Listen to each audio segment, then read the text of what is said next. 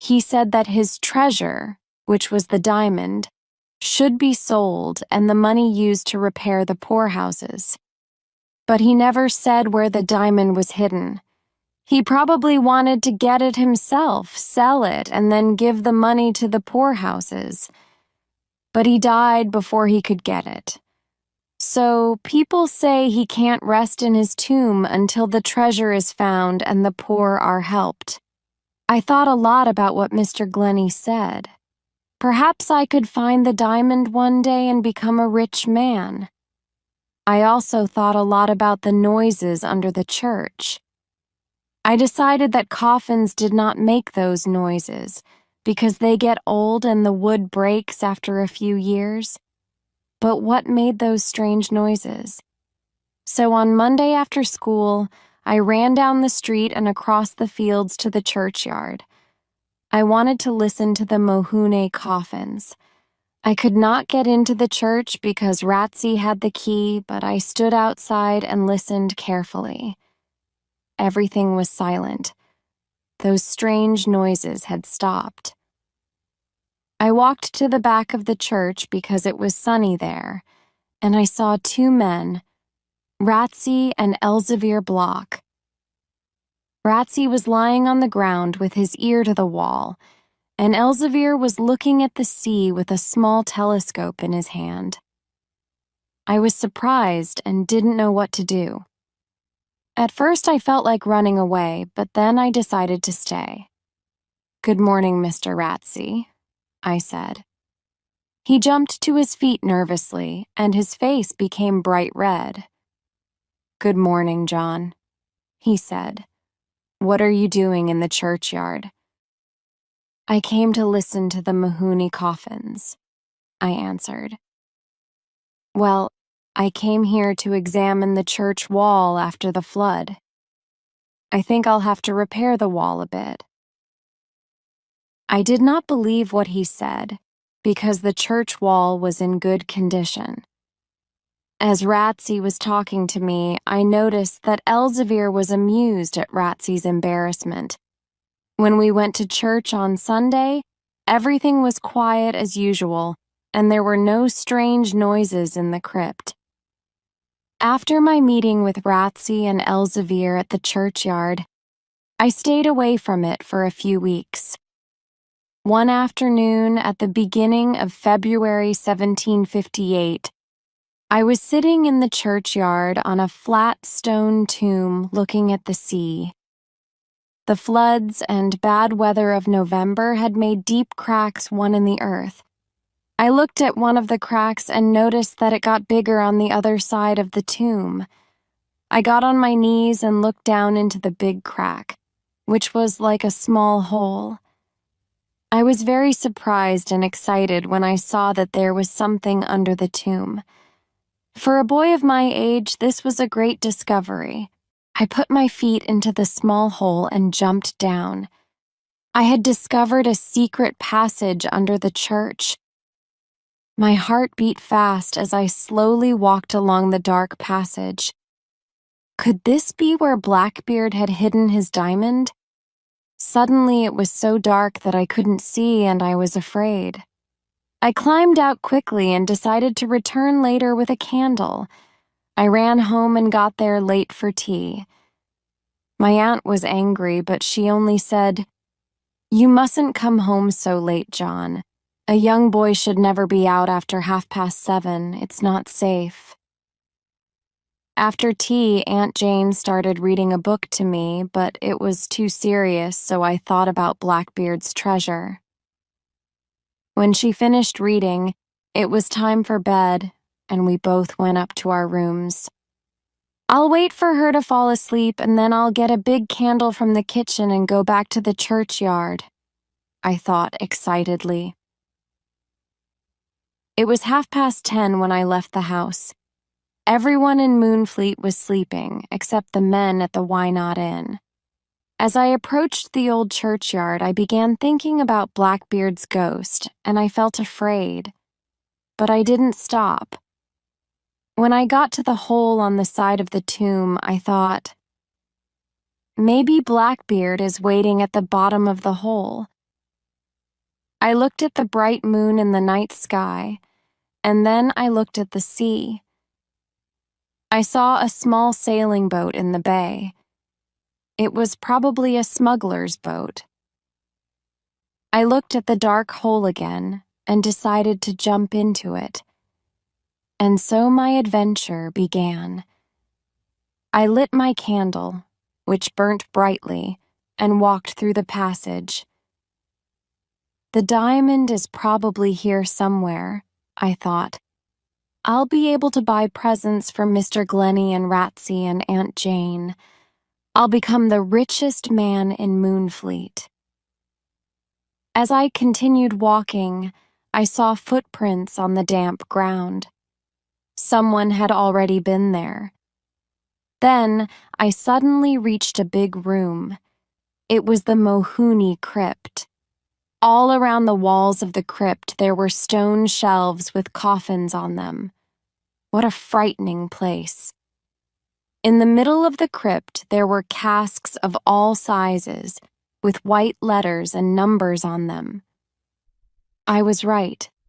The noise we heard in church was not the noise of coffins, but the noise of these casks.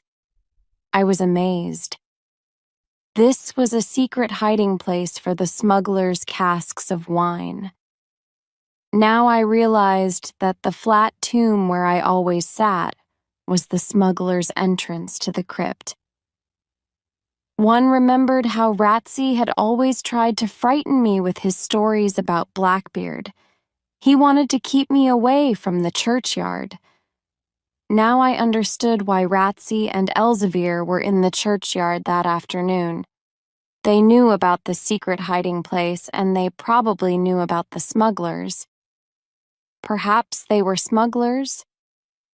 But how could I find the diamond? I looked at the coffins for a few minutes, and then the clock in the church tower struck midnight. What a ghostly time and what a ghostly place. Suddenly, I began hearing voices in the distance, and I was terrified. The voices got louder, and I heard a man jump from the churchyard into the crypt. He started talking to other men who were still in the churchyard. I wanted to hide, but I didn't know where. When I saw a coffin on the top shelf of the crypt, I put out my candle, climbed up, and hid between the coffin and the wall. I could not see anything from my hiding place, but I heard 𝐿𝐵𝐷's voice talking to other men. "I was in Dorchester 3 days ago," said one man, "and people say that Judge Barentine wants to hang all smugglers." "Barentine and old 𝐿𝐵𝐷 are a cruel pair," said another man. "If I meet 𝐿𝐵𝐷 alone one night, I'll—" "Don't touch 𝐿𝐵𝐷. He's mine," said a deep voice. It was 𝐿𝐵𝐷. Then a man said, "I don't trust that Trenchard boy. He always sits on the flat tomb and looks at the sea. I even saw him tonight with my telescope. I think he's 𝐿𝐵𝐷's spy. He tells 𝐿𝐵𝐷 everything he sees." "You're right," said another man. "I've seen him near the 𝐿𝐵𝐷 house many times." The man was right. I liked Grace 𝐿𝐵𝐷, and when she was very ill, I sat near her house hoping to see Dr. Hawkins. One day I saw him and asked him about Grace. He was a kind man and said she was getting better. This made me happy. "No, the Trenchard boy isn't a spy," said 𝐿𝐵𝐷. "He sits on the flat tomb of the churchyard because he likes looking at the sea. He's a good, simple boy. He believes everything I tell him. I've told him some terrible stories about Blackbeard, and he'll never come to the churchyard at night." He started laughing, and the others laughed too. Then 𝐿𝐵𝐷 spoke. "John's a brave boy.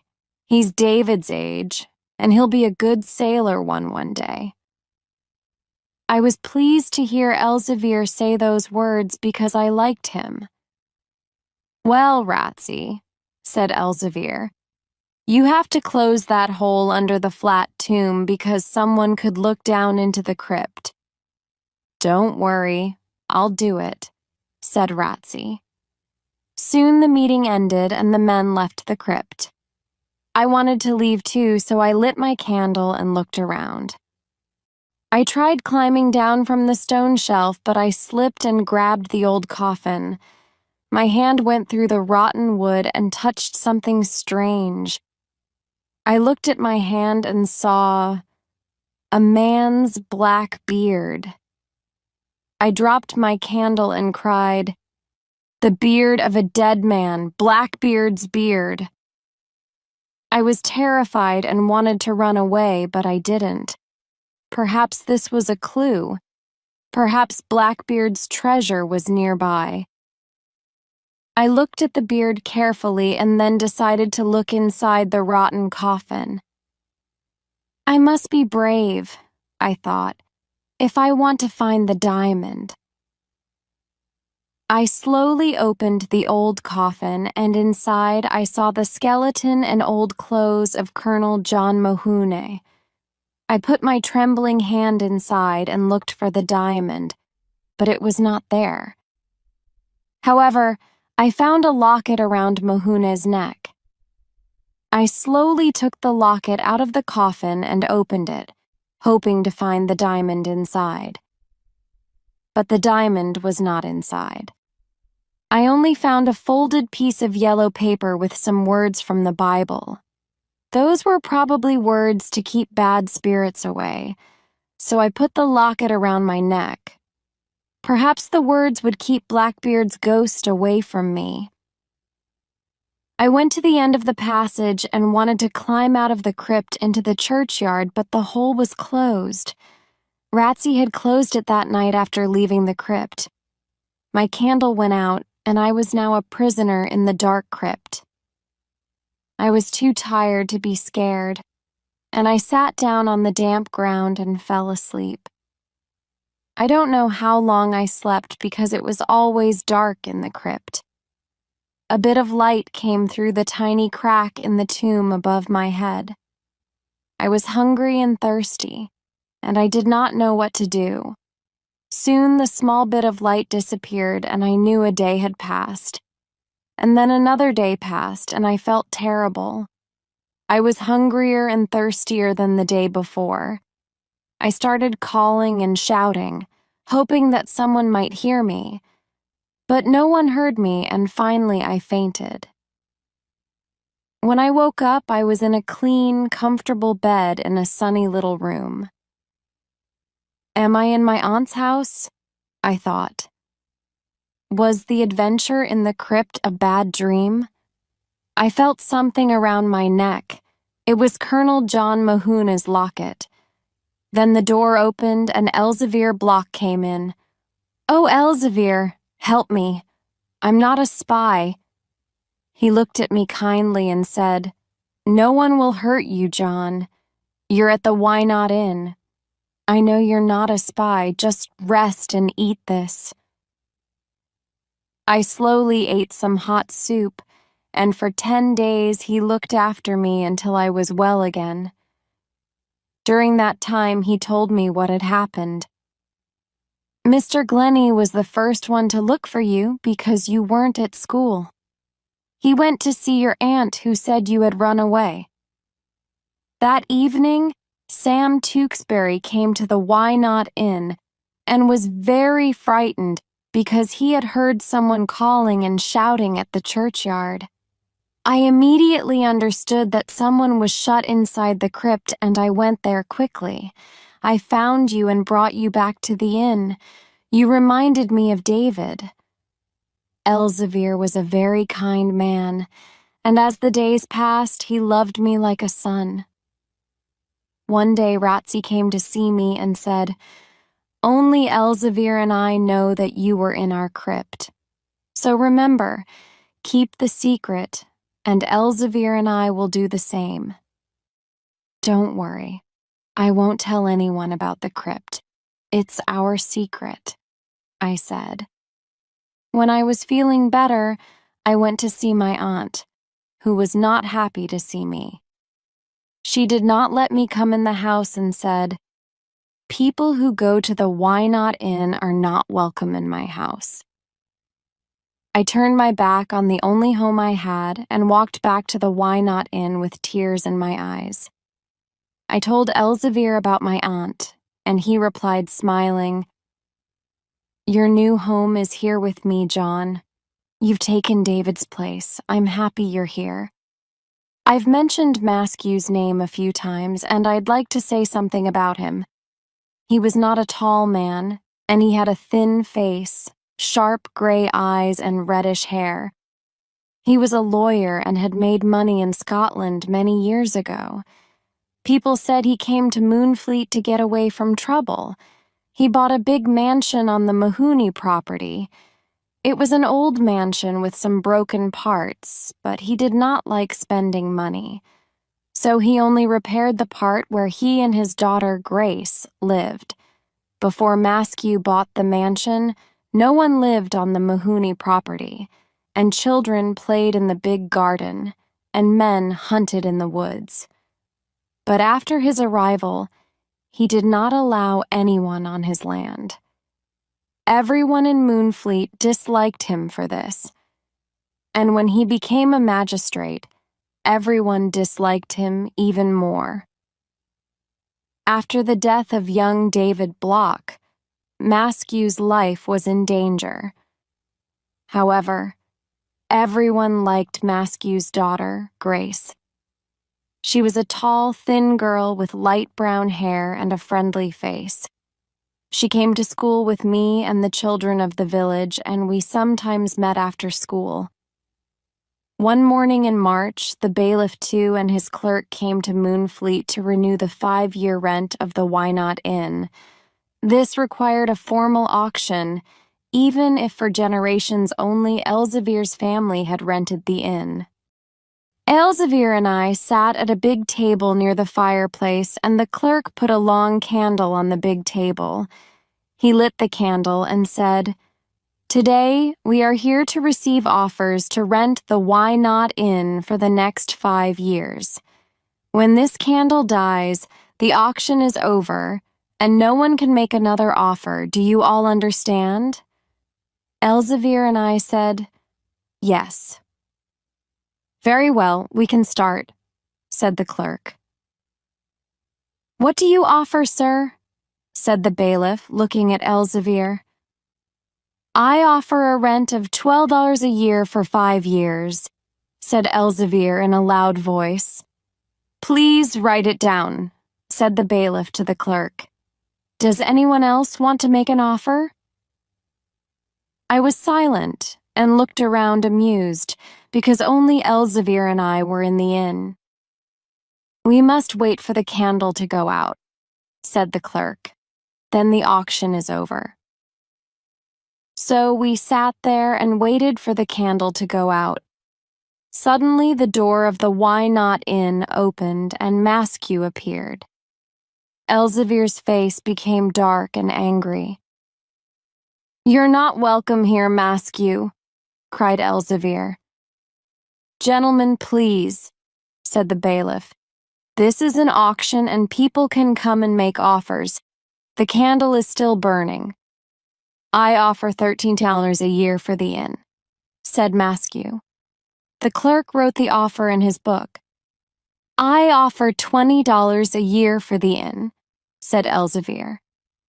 "I offer $21 a year," said 𝐒𝐿𝐵𝐞. "And I offer $30 a year," said 𝐒𝐳𝐵𝐲 angrily. The bailiff, the clerk, and I were surprised and confused. The candle was burning and the two men continued making offers.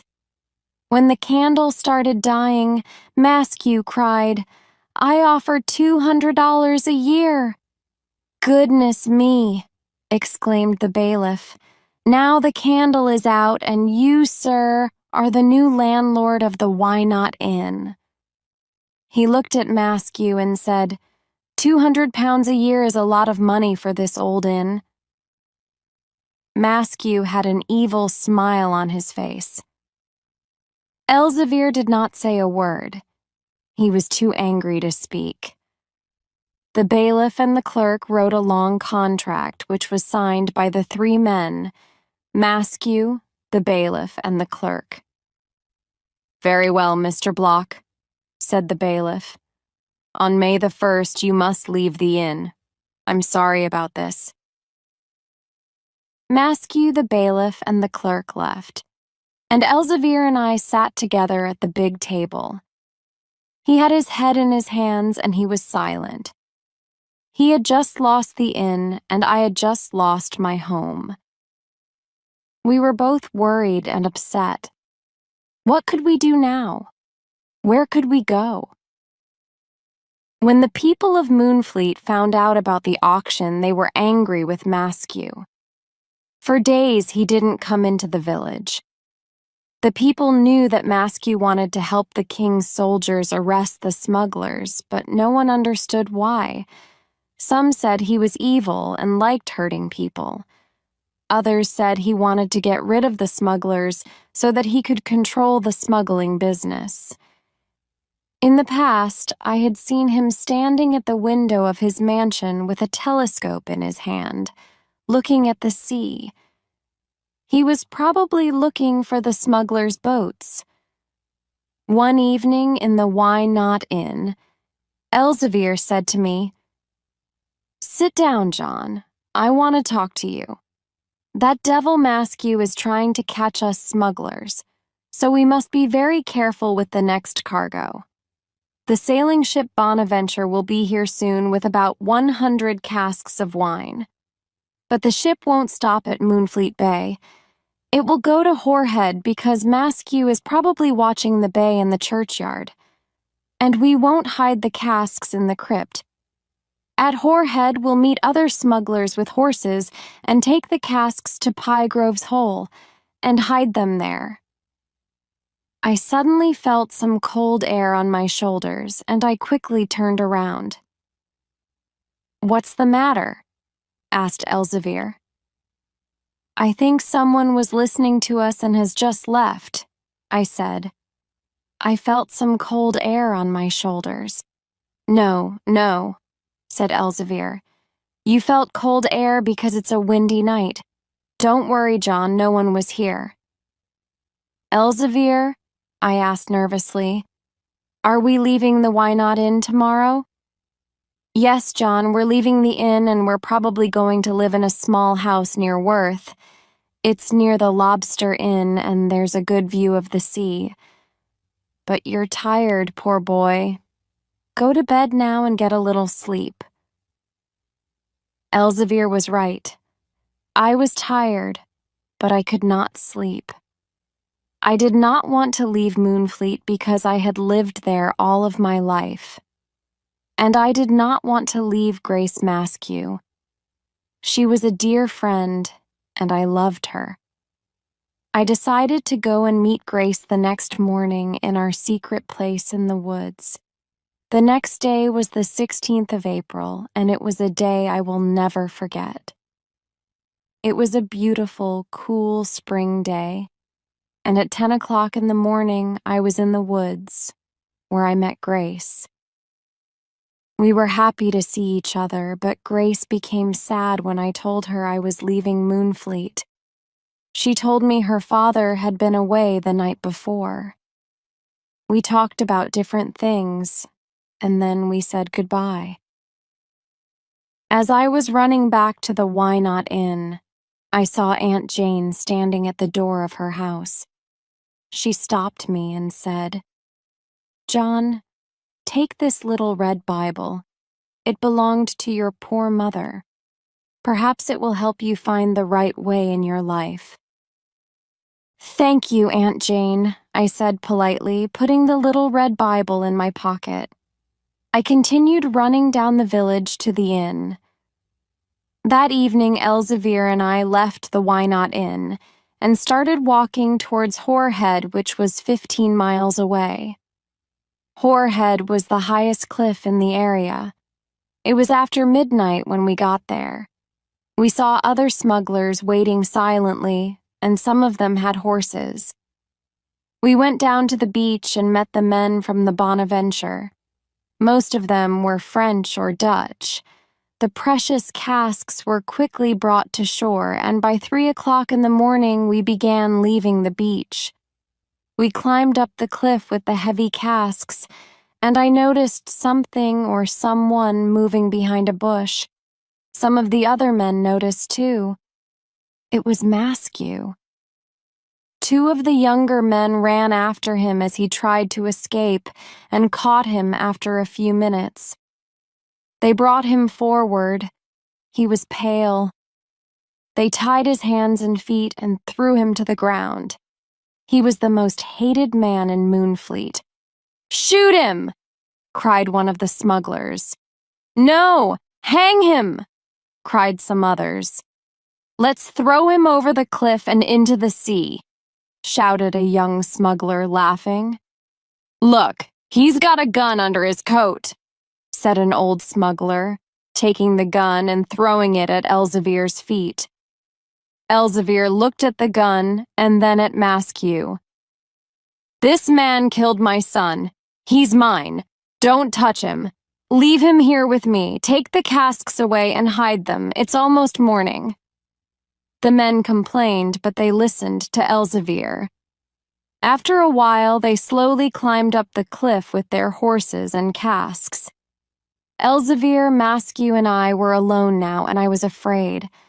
I knew how much 𝐒𝐿𝐵𝐿 hated 𝐒𝐿𝐵𝐿. "Let me go, criminal," shouted 𝐒𝐿𝐵𝐿. "I'm an important magistrate, and you're just a smuggler. If you don't let me go, I'll hang you." 𝐒𝐿𝐵𝐿 did not shout. He spoke calmly and coldly. "You killed my son, David, and you took the inn away from me. You devil. Now I'm going to kill you with your gun." "Don't kill me. Think of my poor daughter, Grace. She has only got me in the world. Her mother is dead. And I had only one son, David, and you killed him." I felt terrible, and as I looked at 𝐒𝐿𝐵𝐿's pale face and frightened eyes, I could see a bit of grace in him. I felt sorry for him and thought about the girl I loved. "I can give you £10,000 if you let me go," said 𝐒𝐿𝐵𝐿, his voice shaking. "I'll give you the 𝐌𝐿𝐵𝐿𝐿, and I'll leave Moonfleet." 𝐒𝐿𝐵𝐿 started crying like a baby. It was a sad scene. I looked at 𝐒𝐿𝐵𝐿 in the eyes and said, "Please don't kill him. Think of his daughter, Grace. She'll be all alone. Let him go, 𝐿𝐿𝐵𝐿." 𝐿𝐿𝐵𝐿 raised the gun and pointed it at 𝐒𝐿𝐵𝐿's head. At that moment, I pulled 𝐿𝐿𝐵𝐿's arm and the gun went off, but 𝐒𝐿𝐵𝐿 was not hit. Suddenly, we heard voices on the cliff above us and we looked up. There were about 20 of the king's soldiers standing on top of the cliff with their guns pointed at us. "Stop where you are," cried one soldier. "You're prisoners of the king." "Someone told them about the ship," cried 𝐿𝐵𝐿𝐵𝐿 angrily. "And I know who it was. It was you, 𝐒𝐿𝐵𝐿. You were listening to our conversation the other night at the inn. John was right. You're a dead man." 𝐿𝐵𝐿𝐵𝐿 pointed the gun at 𝐒𝐿𝐵𝐿's head, but at that moment some shots came from the cliff. 𝐒𝐿𝐵𝐿 fell over. He was dead. A shot from one of the soldiers had hit him in the head and killed him immediately. "Run to the side of the cliff and hide!" cried 𝐿𝐵𝐿𝐵𝐿. I started running, but I fell, and I felt a terrible pain in my leg. "I can't walk anymore," I said to 𝐿𝐵𝐿𝐵𝐿. He turned around, picked me up like a baby, and carried me away along the side of the cliff, while the soldiers continued shooting. 𝐿𝐵𝐿𝐵𝐿 and I stopped when we were far from the soldiers. It was almost morning. Mr. Aiden.R. "Can you stand up, John?" he asked. Is your leg broken? I can't stand up, my leg hurts terribly, I replied. Then you've broken it, my boy, said 𝐒𝐵𝐺𝐬𝐡 sadly, looking at my left leg. We have a quarter of an hour before the soldiers can get down to this side of the cliff. Listen carefully, John. With your broken leg, we can do one of two things. We can wait for the soldiers to come and take us to prison, or we can try to escape to a secret hiding place called Joseph's Pit. How can I escape? My leg's broken and I can't walk, I said weakly. I'll carry you, John. There's a difficult, narrow path along this cliff. It's called the zigzag. Few men know about it, and even fewer men can walk on it because it's very steep and dangerous. If you fall from the zigzag, you're a dead man because below you there's only the sea and the rocks. It's better to die on the rocks or in the sea than to go to prison, I said. Let's go, 𝐒𝐵𝐺𝐬𝐴. The soldiers will never follow us on the zigzag, said 𝐒𝐿𝐵𝐺𝐬𝐴, looking up at the soldiers. 𝐿𝐿𝐵𝐺𝐬𝐴 picked me up and we started walking. I understood his courage and his love for me. Remember, John, don't look down, he said. Just shut your eyes. The path was difficult and dangerous. I was terribly frightened, and I often shut my eyes because I didn't want to see where we were going. Too many things had gone wrong in the last few days. We lost the 𝐌𝐨𝐫𝐞. The soldiers found out about our smuggling, and I broke my leg. And now we were looking for a place to hide. Why did 𝐿𝐿𝐵𝐺𝐬𝐴 and I have all of this bad luck? At a certain point, 𝐿𝐿𝐵𝐺𝐬𝐴 said, Let's stop here for a few minutes. I need to rest. I'm not a young man anymore. Joseph's Pit is the perfect place for us, because you must rest your leg a long time before you can walk again. Thank you, 𝐿𝐿𝐵𝐺𝐬𝐴, I said, trying to smile. My leg hurt terribly, but I did not complain. We were soon moving again, and 𝐿𝐿𝐵𝐺𝐬𝐴's strength amazed me. We finally reached the secret hiding place by evening, and we were both very tired. Here we are, said 𝐿𝐿𝐵𝐴. This is Joseph's Pit. It's a big cave near the sea and will be comfortable. No one can find us here. I looked around and saw that there was an opening at the far end of the cave. I felt the fresh sea air and was happy to be there. 𝐿𝐿𝐵𝐴 gave me some water to drink, and I fell asleep on a bed of sand. I was very ill with a high fever for many days, and he looked after me like a mother looks after her child. At night, he went to find food, and during the day, he never left me alone. He was able to tell 𝐿𝐵𝐺𝐬𝐴 where we were, and 𝐿𝐵𝐺𝐬𝐴 often brought us food, which he left at an old house nearby. 𝐿𝐵𝐺𝐬𝐴 was a real friend, and he helped us as much as he could. Well, John, when your leg gets better, we have to leave England and take a ship to France, said 𝐿𝐿𝐵𝐴 one evening. We'll stay there until the soldiers stop looking for us. Then we can return. Mr. Aiden.IR. By the middle of May, my leg was getting better. One night when 𝐿𝐿𝐵𝐴 was away looking for a ship to take us to France, 𝐿𝐵𝐺𝐬𝐴 came to the cave and talked to me. I've got bad news, John, he said, pulling a piece of paper out of his pocket. Read this. The king's soldiers are still looking for you and 𝐿𝐿𝐵𝐴. Now there's a price on your heads, £50 for 𝐿𝐿𝐵𝐴 and £20 for you. They think 𝐿𝐿𝐵𝐴 killed 𝐒𝐭𝐨𝐫𝐞. You're both in big trouble. 𝐿𝐵𝐺𝐸𝐻 went out to look for a ship to take us to France, I said. Good, I'm glad, said 𝐒𝐿𝐵𝐺𝐸𝐻. Stay away from England until things are quiet. I hope he finds a ship tonight, I said. 𝐒𝐿𝐵𝐺𝐸𝐻 left the cave and I was alone and worried. There was a big storm outside. For some strange reason, I started touching the locket around my neck and opened it. I took out Blackbeard's piece of paper and started reading it. There were words from the Bible, so I opened my little red Bible and found them. But there were some mistakes. Blackbeard had written 2 numbers before the words each time, but only the first number was right. What did the second number mean? Was it a riddle? Could I solve it? I read the numbers and the words many times. Perhaps the second numbers hid Blackbeard's secret. And I was right.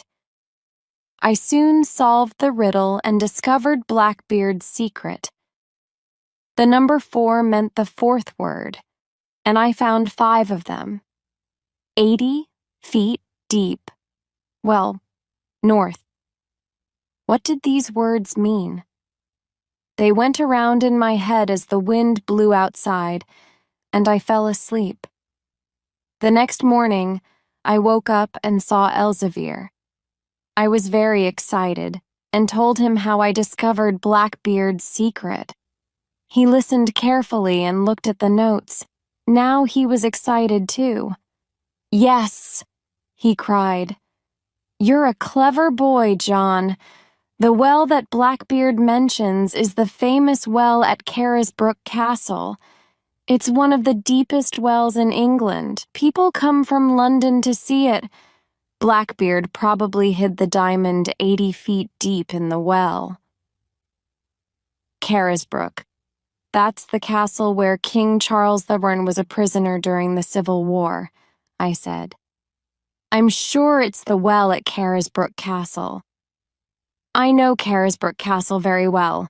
It's about 2 miles from Newport on the Isle of Wight.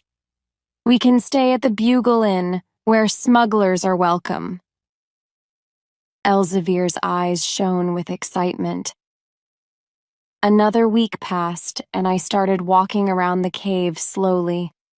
I was getting stronger every day. 𝐿𝐵𝐺𝐸𝐻 went to meet 𝐒𝐿𝐵𝐺𝐸𝐻 one night and came back with clothes and a whip. They were the clothes of a carter. There were 2 white jackets, 2 hats, and carter's trousers. With these clothes, no one could recognize us. Your leg is much better now, John, and we can leave in 2 days, said 𝐿𝐵𝐺𝐸𝐻. The Bonaventure will come and we can go on board at night. I immediately thought about Grace because I wanted to see her before leaving, but I didn't want to tell 𝐿𝐵𝐺𝐸𝐻. Can I go back to Moonfleet before leaving for Carisbrooke? I'd like to see my old village one last time because I love it. 𝐿𝐵𝐺𝐸𝐻 smiled and asked, Do you love the village or someone in the village? My face became red and I said, I love Grace Maskew. 𝐿𝐵𝐺𝐸𝐻 was silent at first and then said, She's a good girl and I'm glad I didn't kill her father. You can go and see her, but wear the carter's clothes and be very careful. I'll wait for you here. Be back by midnight. It was dark when I left the cave and I walked all night until I got to Moonfleet the next morning. I went to Grace's house and knocked on the door, hoping she was alone at home. When Grace opened the door, she did not recognize me in the carter's clothes. Grace, I said softly. It's me, John Trenchard. Are you alone at home? John, she exclaimed. Come in. She put her hand in mine and smiled at me. Grace wore black clothes now because her father was dead, and she had a thin, pale face. I loved her very much. "Let's go outside and sit in the garden," she said warmly. I explained everything that had happened to me.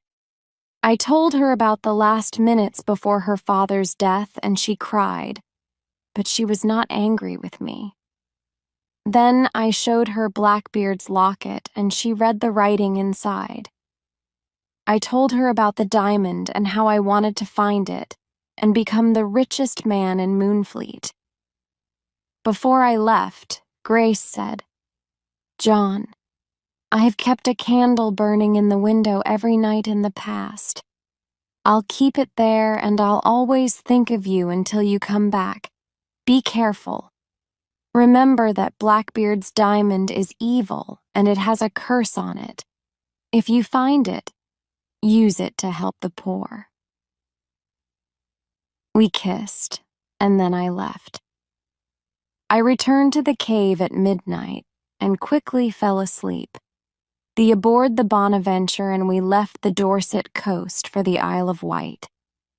Early in the morning, we were already walking in the streets of Newport and soon found the Bugle Inn. The owner of the inn remembered 𝐒𝐧𝐫𝐢𝐬𝐡 and was very kind to us. He gave us a big, clean, sunny room and lots of good food. 𝐒𝐧𝐫𝐢𝐬𝐡 was a prince among the smugglers. Next night, 𝐒𝐧𝐫𝐢𝐬𝐡 and I went aboard the Bow. He was out most of the day getting information about Carisbrooke Castle, which was now used as a prison for French prisoners. I remained at the inn and waited for him. He was a clever man and made friends with the guards of the prison. He entered the castle a few times and saw the well. "I wanted to get to the well without telling the man who looks after it," 𝐒𝐧𝐫𝐢𝐬𝐡 said. "But it's impossible, because I need his help. I don't trust him, but I had to tell him about the treasure in the well. He said he'll help us if we give him some money." "When are we going to see the well?" I asked. "Tomorrow morning at 6, said 𝐒𝐧𝐫𝐢𝐬𝐡. The next morning, we left the Bugle Inn before 6 and walked to the castle. It was a hot, rainy July morning, and we got wet. The man who let us in was big and tall and about 30 years old. He had black hair, and I didn't like his eyes. He took us through many rooms, and we finally got to the well. "Who is going down into the well?" asked the man. "I am," said 𝐒𝐧𝐫𝐢𝐬𝐡, holding a long rope. "1. "No, 𝐒𝐧𝐫𝐢𝐬𝐡," I said. "Let me go. I'm smaller and lighter. Please." "All right, John, go on, but be very careful and don't look down," said 𝐒𝐧𝐫𝐢𝐬𝐡. "You can't trust a boy down there," said the man, looking at the well. "John isn't a boy, he's a man, and I trust him," said 𝐒𝐧𝐫𝐢𝐬𝐡. I got into the wooden bucket, and 𝐒𝐧𝐫𝐢𝐬𝐡 tied an 80-foot rope to it. He and the man lowered me gently into the well. As I went down, it became darker and colder. I had a candle to help me see the wall.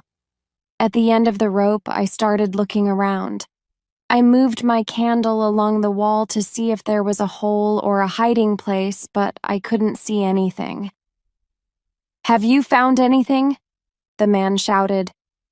"No, nothing," I shouted back. Then the bucket moved down a little and I continued looking. Suddenly, I saw the letter Y clearly marked on a stone of the well. It was the symbol of the Mohunes. I moved the stone a bit with my hand and then pulled on it. It came out of the wall and I saw a small hole. I put my fingers into the hole and pulled out a tiny bag. I opened the bag slowly and found a diamond as big as a walnut. It was Blackbeard's diamond. I had never seen a diamond before, and I turned it between my fingers. It was beautiful. "What are you doing?" shouted the man. "Have you found something?" "Yes," I shouted. I've found the diamond!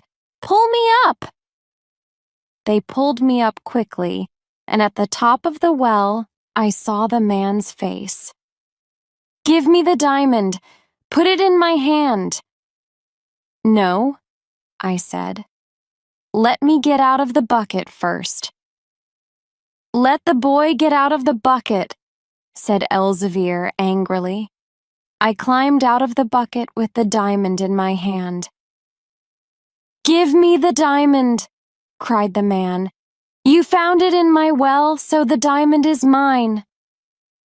Then he turned to 𝐒𝐧𝐫𝐢𝐬𝐡 and said, I know who you are. Your name is Block, and there's a price of 50 pounds on your head. Ridin, dart ear, I quickly put the diamond into my pocket. Careful, 𝐒𝐧𝐫𝐢𝐬𝐡, I cried. He's got a gun. The two men started fighting, and although 𝐒𝐧𝐫𝐢𝐬𝐡 was older, he was much stronger. As they fought, the man slipped on the wet stones and fell into the well, screaming. We heard a loud noise when he got to the bottom. 𝐒𝐧𝐫𝐢𝐬𝐡 was sad because he did not want to kill him. I started thinking of Grace's words. The diamond is evil. It has a curse on it. I looked at 𝐒𝐧𝐫𝐢𝐬𝐡 and said, Let's throw the diamond back into the well. It's evil, and it has a curse on it.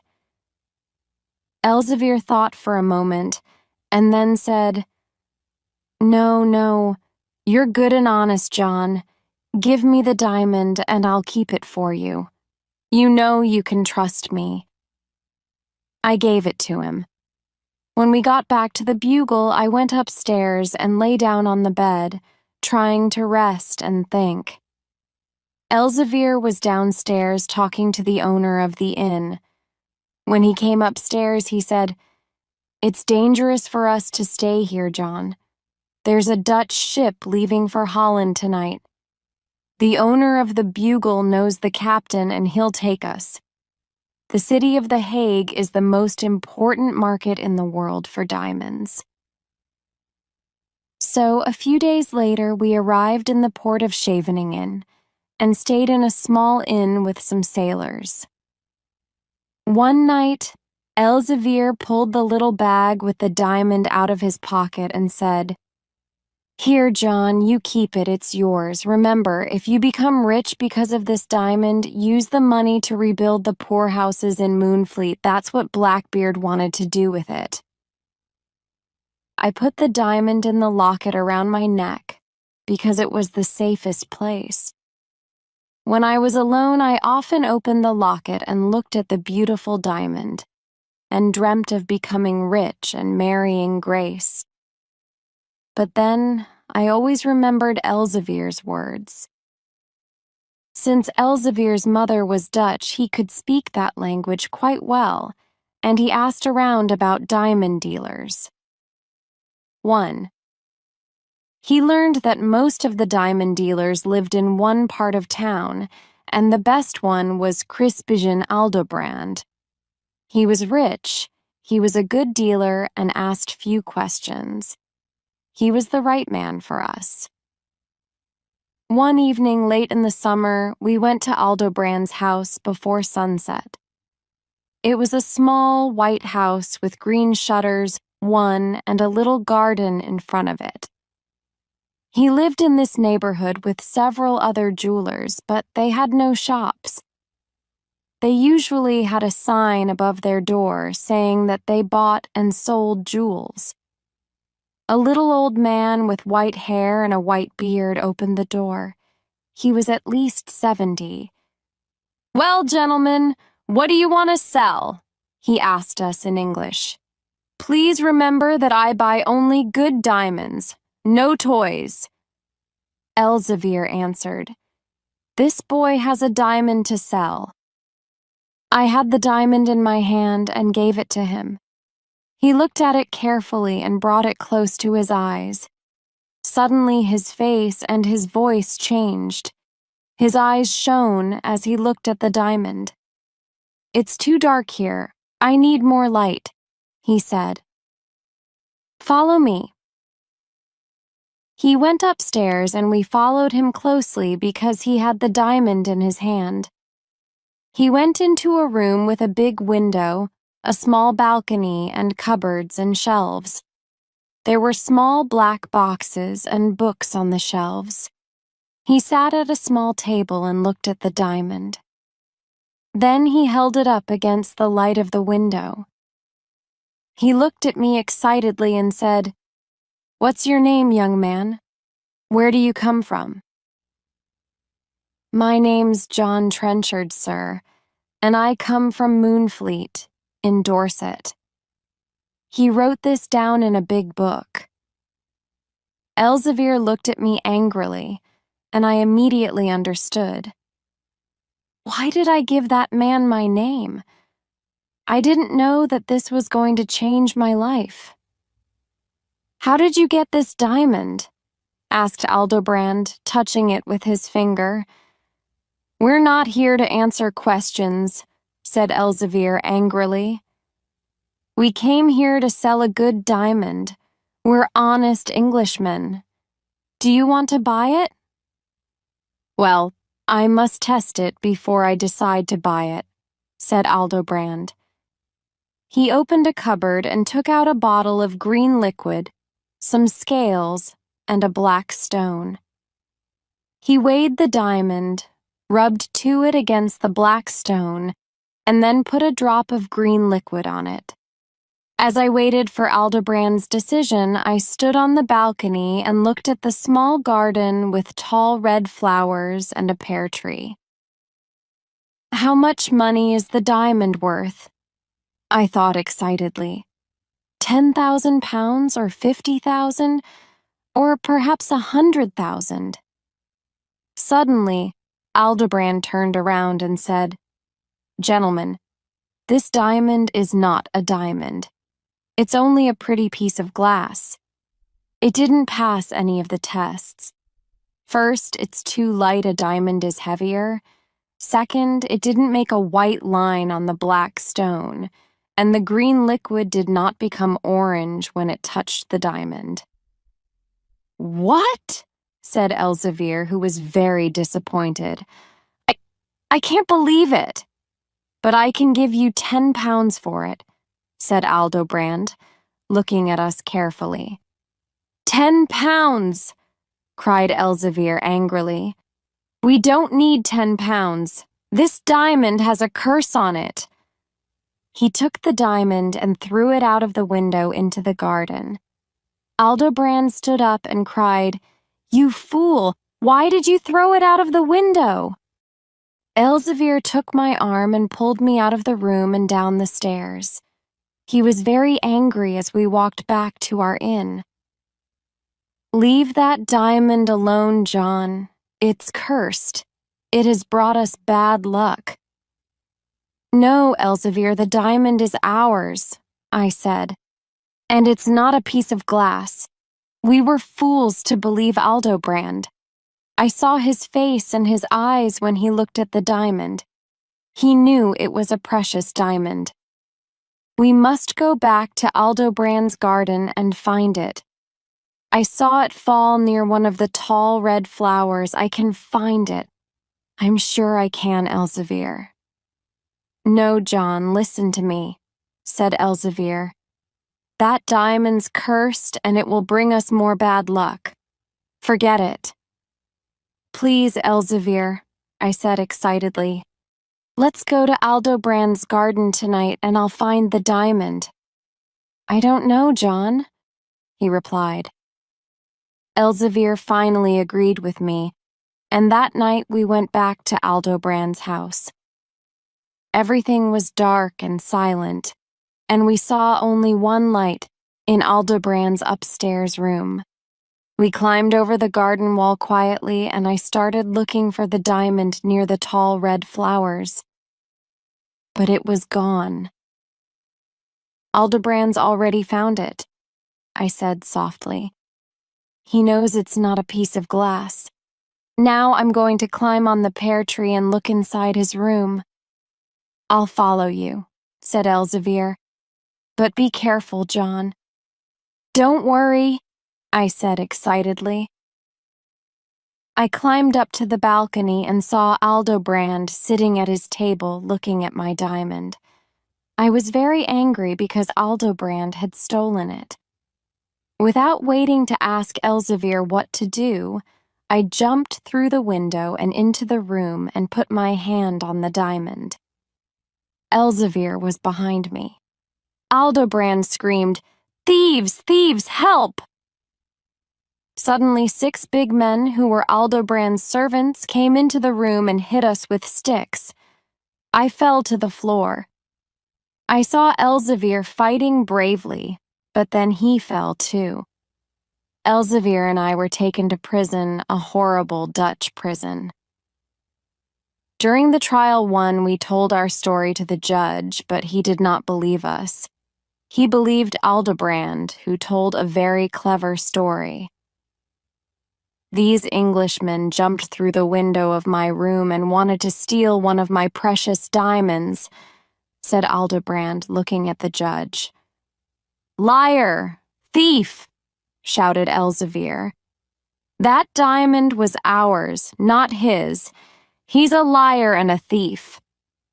The judge turned to us and said, "You 2 will spend your life in prison for this crime."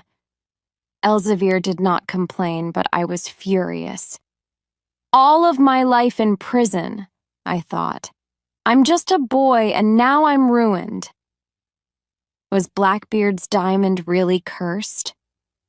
As we were walking out, I looked at Aldobrand and said, "Good day, Mr. Aldobrand, liar and thief.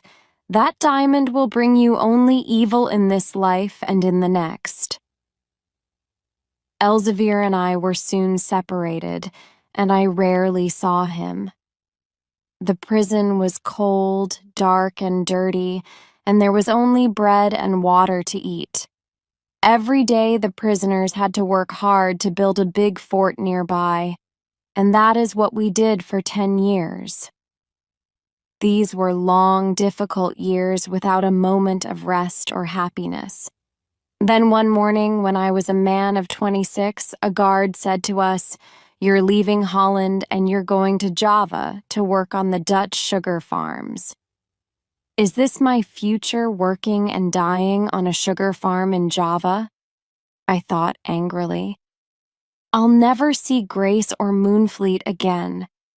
Blackbeard's diamond was cursed. That morning I saw Elzevir, whose hair was now white. We were very happy to see each other. He was going to Java too, on the ship called the 𝐒𝐭𝐨𝐫𝐢𝐬𝐡. We left Holland with bad weather and it got worse every day. After a week, there was a big storm at sea, with tall waves, strong winds, and rain. As Elzevir and I looked towards the shore, we suddenly understood where we were. We couldn't believe our eyes. Moonfleet Bay.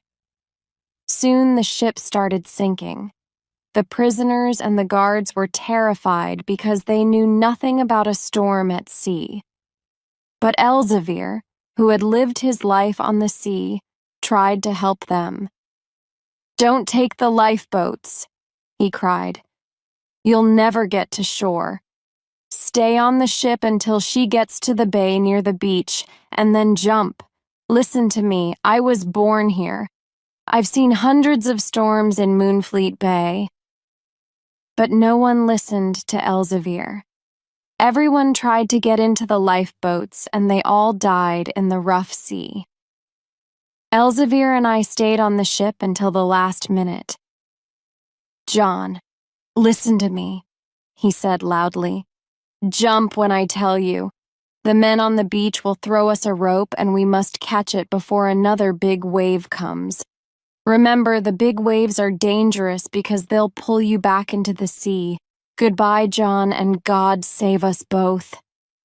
I held his big hand and waited to hear the word, "Jump." "Jump! Now!" he shouted suddenly. We jumped into the rough, cold sea, and we could see the men on the beach with the ropes. I was very cold and weak. Elzevir caught one end of a rope and said, "Take this rope." He pushed me onto the beach with his strong hands. He saved my life. Then I heard a big wave coming behind me, but I couldn't turn around. A minute later, I was lying on the beach and I was shaking with cold. A crowd of men and women stood around me, but I couldn't speak. I remember that some men put warm blankets around me and carried me to a fire where I fell asleep. Was this all true? I thought as I woke up. Am I in Moonfleet and a free man now? I was lying on the wooden floor of the 𝐭𝐿𝐴, and I heard a voice say, "𝐿𝐵𝐺𝐸𝐴." "𝐿𝐵𝐵𝐺𝐸𝐴," I said. "Where is 𝐿𝐵𝐵𝐺𝐸𝐴?" "Who's asking about 𝐿𝐵𝐵𝐺𝐸𝐴?" said a voice I knew. It was 𝐿𝐵𝐵𝐺𝐸𝐴's. "Don't you remember me, 𝐿𝐵𝐵𝐺𝐸𝐴?" I said, sitting up and looking at him. "I'm John Trenchard, who left Moonfleet long ago. Where is 𝐿𝐵𝐵𝐺𝐸𝐴?" 𝐿𝐵𝐵𝐺𝐸𝐴's face became white when he saw me, and then he came to me and shook my hand warmly. He asked me many questions, but I wanted to know about 𝐿𝐵𝐵𝐺𝐸𝐴. 𝐿𝐵𝐵𝐺𝐸𝐴 spoke very softly and said, "You're the only person we found on the beach." "That's not true," I cried. 𝐿𝐵𝐵𝐺𝐸𝐴 was close to the beach when he gave me the rope and pushed me forward. "Yes, he saved your life, John," said 𝐿𝐵𝐵𝐺𝐸𝐴, "but a big wave got him and pulled him back into the sea." "No, no," I cried in despair. "He saved me, but he didn't save himself. Oh dear 𝐿𝐵𝐵𝐺𝐸𝐴, I won't see his face or hear his kind voice anymore. I loved him like a father. Ear." It was almost morning and I put a blanket around my shoulders and went back to the beach. I wanted to find 𝐿𝐵𝐵𝐺𝐸𝐴's body.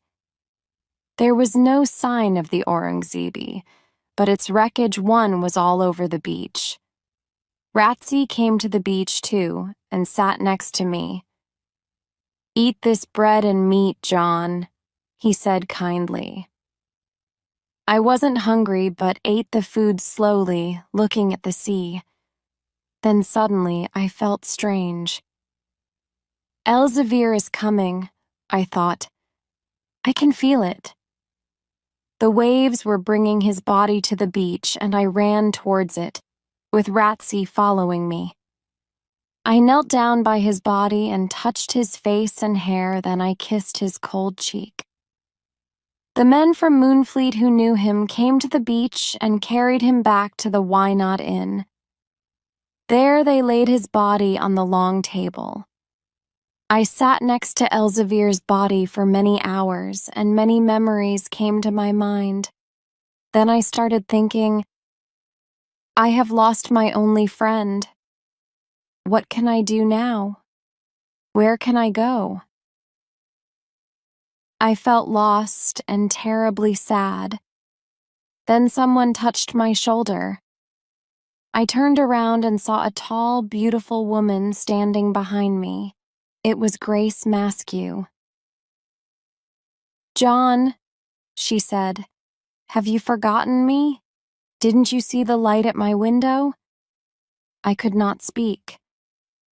"I'm very sorry about 𝐿𝐵𝐵𝐺𝐸𝐴, she said. "I know he was a brave man with a kind heart, but do you still love me, John?" I took her hand and said, "Dear Grace, of course I still love you. I've always loved you're a noble lady, you. But many things have changed, and I'm a very poor, unlucky man." I told her about the diamond and about my 10 years in prison. "John, please don't talk about money," she said.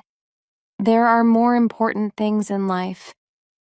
Forget Blackbeard's diamond. It was evil."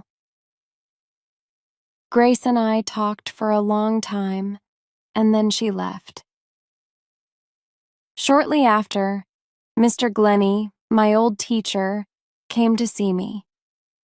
He took out his prayer book and said some prayers for 𝐒𝐧𝐫𝐢𝐬𝐡.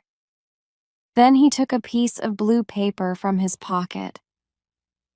It was a letter from Crispijn Aldebrand's lawyer in Holland. It had arrived 8 years before when I was in prison. The long letter said that before dying, Aldebrand wrote a will and left all of his money to John Trenchard of Moonfleet. He explained that the diamond was real and that he had stolen it from me and 𝐒𝐧𝐫𝐢𝐬𝐡, and now he was very sorry. The diamond had brought him a lot of bad luck.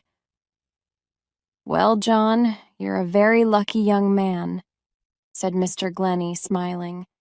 "There's no longer a price on your head, so you're a free man. And you're a very rich man, too, with all of Aldebrand's money." I was very surprised and did not know what to say. Suddenly, I wasn't poor anymore. How strange life is.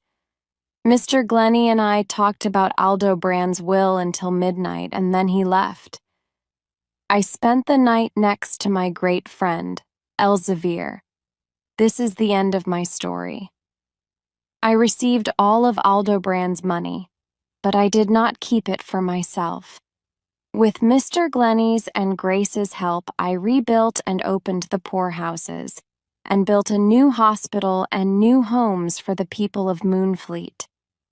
Part of the money was used to improve the church and the school, too.